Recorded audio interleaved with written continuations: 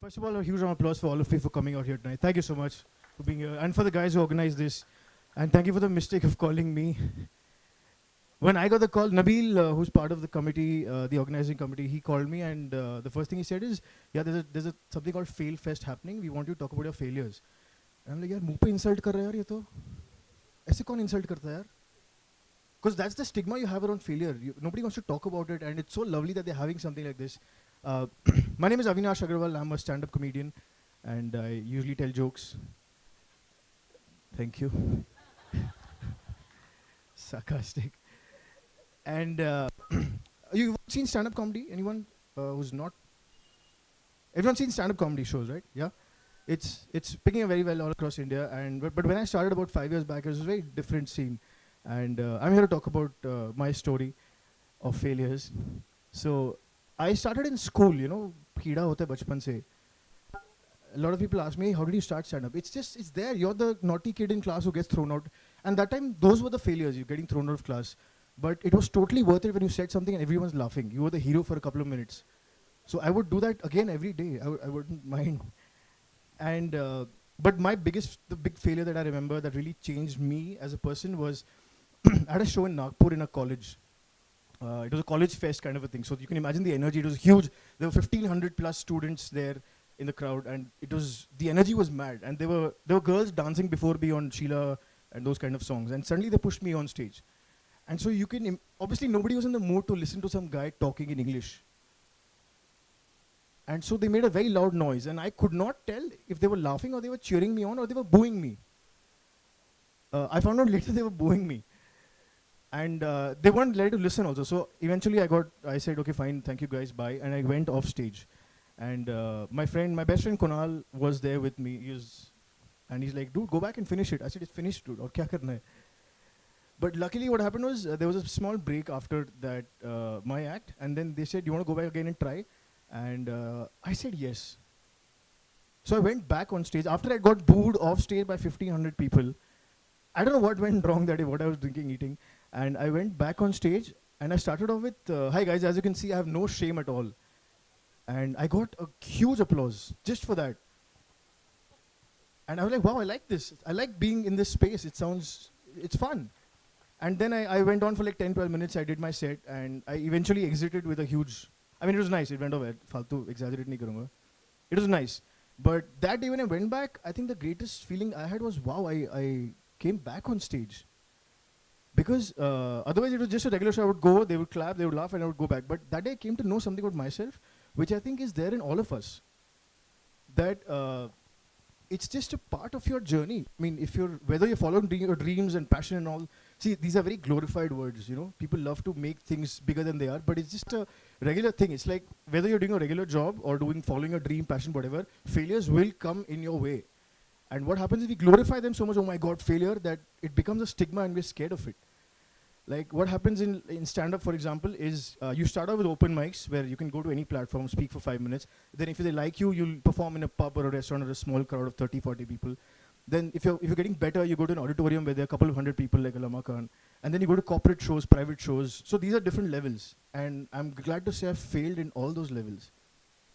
Like imagine in 300 people sitting there and your sole purpose of going to that show, I remember it was a corporate show. My sole purpose of going there was to make people laugh and I was getting paid for it. And I was not able to make them laugh. I mean, I'm there for 10 minutes with this mic in hand. You feel so naked when you're on stage as a comedian, just mic in hand and you against everyone and they're not laughing. Like it was a wrong crowd. It turned out they were Israelis and they didn't know English. And they just sent me on. Then the same thing happened again when there was a bunch of people from somewhere in the interiors of Chhattisgarh, Asian Paints dealers, and they sent us on. And so I did my best joke and I paused for laughter and they're like, Manoranjan nahi ho raha hamara. They were drunk out of their minds. So so you have to accept it after a while. And now it's at a point where I feel so much better. I'm like, I don't care now anymore. I mean, I know if it fails, okay, I'll hide my face, run out, probably cry in the car back home, and then it's fine. I'll be awake again tomorrow. And that's the best part of being a comedian, or you know, if you're intensely involved in any kind of art form, especially, is like when I do a comedy set on stage, every minute that you don't get a laughter, like here, I'm feeling very tense because nobody's laughing right now. But I keep reminding myself it's not a comedy act. But when you're on stage as a comedian, every second that you don't get a laugh, the graph starts dipping. It's a very cruel thing, you know. You have to keep the audience engaged. And when you don't get a single laugh, it drops. And you're like, oh my God, will the next one work? If it doesn't, it'll drop even further. And it's all the more tougher to bring it back. So I think this small journey that I've been through so far, I'm not a famous, successful comedian, as you know. I mean, but I think I'm getting there. I think I'm getting there somehow. And when I look back at my journey, I feel so much stronger now because I remember there's this channel on Instagram called House of Leaders, and there's a lovely post that they had where there's a small baby cub wolf. You know, baby wolf. I think it's called a cub. Don't please write a tweet on it and all. He doesn't know what a baby wolf is. So there's this baby wolf which has got one arrow. It's shot with one arrow and it's almost dying. And there's a big wolf standing next to it. It's got about 15, 20 arrows, and it's still standing straight. And the post said, "It doesn't get easier, you get stronger." It doesn't get easier for you. Like if you're doing something like setting up your business or whatever it is, whatever dream you're following, believe me, it's not going to get easier. It's only going to get tougher, and that'll make you stronger if you're still at it. If you leave it and go, then you're a failure. You're done. You're finished. That thing is over. But it's going to get easier and it'll be worth it. Because now, on an average, 1 out of 7, 8 shows goes bad. And it's circumstances that are totally out of your control. Like either the crowd is too drunk or it's an outdoor and nobody's listening. Things like that. So you have to deal with it. And if it's a bad show, it's a bad show and you go back home. But it sticks for a long time. And you can either, let it affect you and you're like, it's not for me. Or you can just wake up the next day and go past it. Like you remember when you meet a college kid, somebody who's finishing school, check. When you're finishing off school, 10th, 12th class, going to college, when you see them, there's a certain spark in their eyes. They're like, wow, I will take over the world one day. I have dreams. And us, when we, cross that age and we're touching 30s, we're like, nahi, kuch nahi hone wala. When you see that, you're like, yaar, bevkoof hai ye. But the beauty of that is, we all started off as those college kids with stars in our eyes.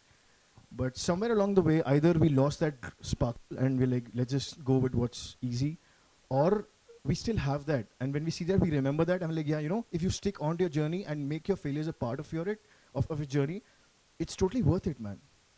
Every step of the way. Like my name is Avinash Agarwal. So Agarwal means I'm Marwadi, and so, like obviously my dream was to open a sari shop somewhere and then expand to sweets, Agarwal sweets, and I'm not a typical Marwadi. And people tell me, hey, you don't look like a Marwadi. I'm like, thank you so much. So I had to break the mold in my family also initially. They say Marwadis are kanjoos and all that. It's not true. See, we are smart with our money. So I know where my money is now. Like we don't have a left brain, right brain. We have credit and we have debit. So I failed one test in school and my whole family came asking for a refund. And then they made me sit at home and play Monopoly every day. But I'm 28 years old now and I'm moderately successful. I'm getting there. And now they want to get me married because, we need a new car. But jokes aside, so see, this is what I do. Thank you for the laughter. So all I want to say is that, like for me especially, it's become a part of my life so much. And anyone else, especially in the creative field, if you'll see, it's a part of your journey, because when you're creating something like a joke, it's out of nothing and you never know where it's going to go. But if you just take it in your stride and just walk on, I think you'll get there eventually. Like we should stop romanticizing it and glorifying it so much, because it's not that big a deal.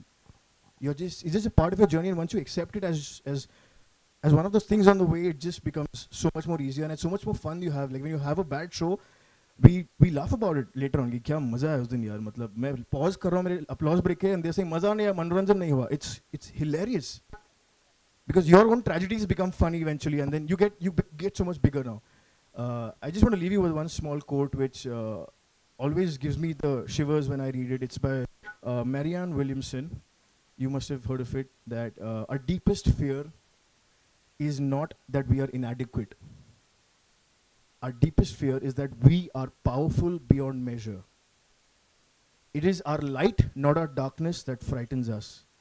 We were all meant to shine like children do. We were all meant to, free that glory of God which is inside us. And as we liberate ourselves, we give others the permission to liberate themselves and come to greatness too. So I just want to leave you with that. And